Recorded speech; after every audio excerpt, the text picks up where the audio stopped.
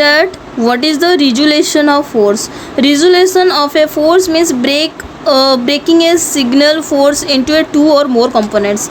इसका मतलब क्या होती है? रिजोल्यूशन का मतलब ये होती है कि एक फोर्स को टू पार्ट करने के लिए टू पार्ट्स में कंपोनेंट में उसको ब्रेकिंग करने के लिए हम बोलते हैं रिजोल्यूशन.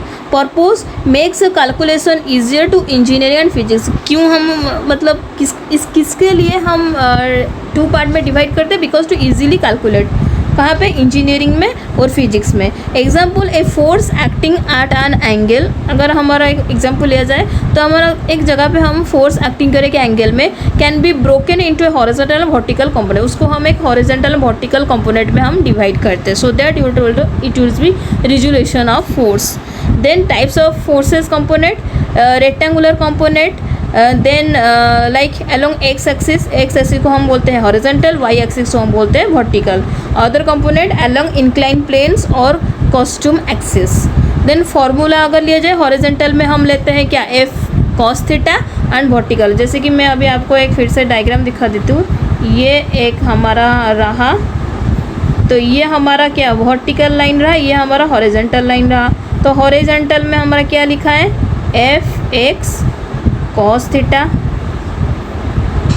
एंड वर्टिकल में हमारा क्या है? जो वर्टिकल कंपोनेंट है उसमें हमारा एफ साइन थीटा.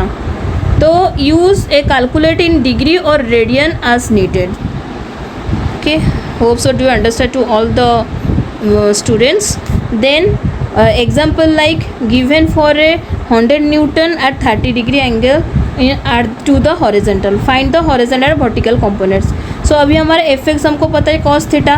तो cos थीटा मतलब एफ के वैल्यू 100 है इंटू cos थीटा का वैल्यू 30 डिग्री है. तो आंसर हो गया 86.6 न्यूटन. एंड एफ आई है 100 into sine theta equal to 50 newton. ये हमारा एग्जाम्पल रहा. Summary, the resolution help simplify the problem in mechanics. अगर मैकेनिक्स है तो उसको सिंप्लीफाई करने के लिए हम रिजोल्यूशंस यूज़ करते हैं. Use trigonometry to find components. हम यहाँ पे ट्रिग्नोमेट्री यूज़ करते हैं to find the components. And always draw diagram to visual forces and practice help in matrix the concept. तो हम अगर ऑलवेज प्रैक्टिस करें तो उसको हम ईजीली कॉन्सेप्ट को समझ सकते हैं.